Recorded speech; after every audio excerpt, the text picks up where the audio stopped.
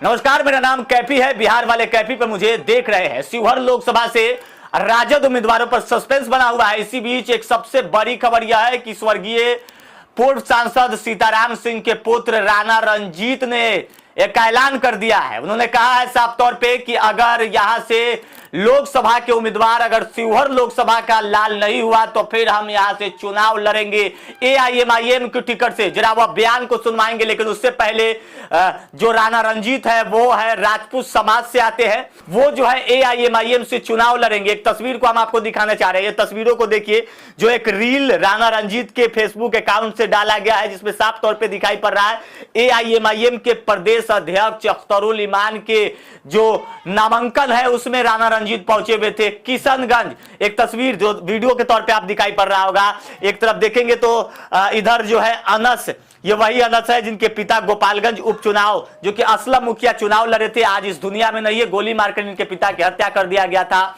और बगल में आफ्ताब आलम जो दिखाई दे रहा है, गया से है, एआईएमआईएम के नेता है। और इस बीच में अगर देखेंगे तो राणा रणजीत सिंह दिखाई पड़ रहे हैं। तो इससे साफ जाहिर होता है कि राणा रणजीत सिंह जो है एआईएमआईएम के टिकट से शिवहर लोकसभा से चुनाव लड़ेंगे। लेकिन इसी बीच जो इनका एक बयान है वो बयान आपको सुनवाना चाहेंगे। उस बयान में साफ तौर पे राणा रणजीत क्या कुछ कह रहे हैं वो सुनिएगा, बयान को देखिएगा जरा।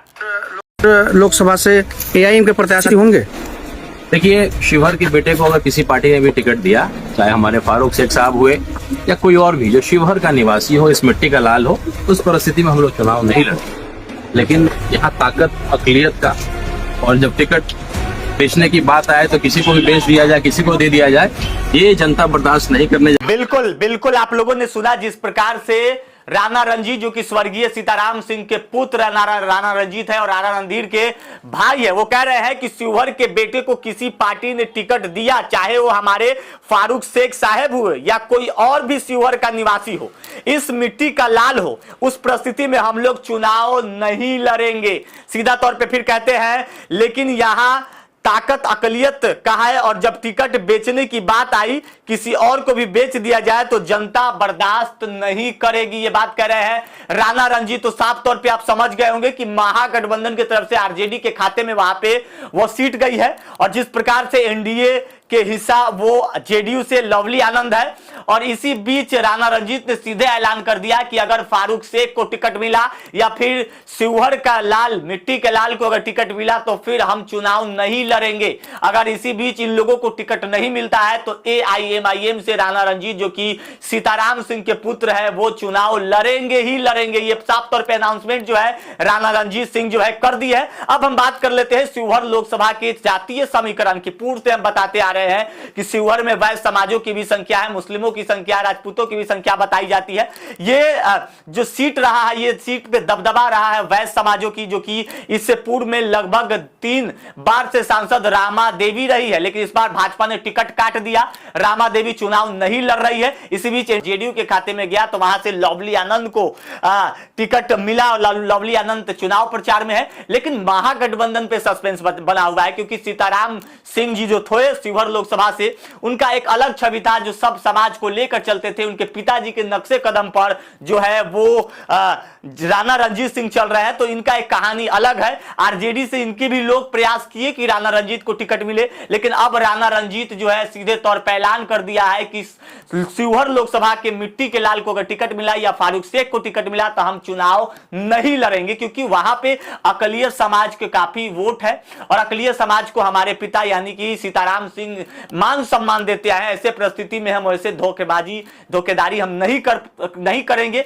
इस स्थिति में जो वहां पे जो बातें सामने निकल कर आ रही है शिवहर लोकसभा से, यह स्पष्ट हो गया कि अगर वहां से किसी अन्य की टिकट आरजेडी देती है फारूक शेख को, या फिर शिवहर लोकसभा के मिट्टी के लाल को अगर टिकट नहीं मिला, उसको छोड़कर अन्य को टिकट मिला, तो फिर राणा रणजीत चुनाव लड़ेंगे, एआईएमआईएम से लड़ेंगे। वोटों की सेंधमारी की बात करें तो आरजेडी की वोटों की सेंधमारी मुस्लिम बिरादरी में काफी होगी। इससे साफ तौर पे असर देखने को मिलेगा कि शिवहर में मुसलमान समाज के जो लोग हैं वो एक प्लेटफॉर्म पे आ जाएंगे और जो अन्य जाति है वो एक प्लेटफॉर्म पे जाएंगे। इससे भारी नुकसान महागठबंधन को सहना पड़ेगा।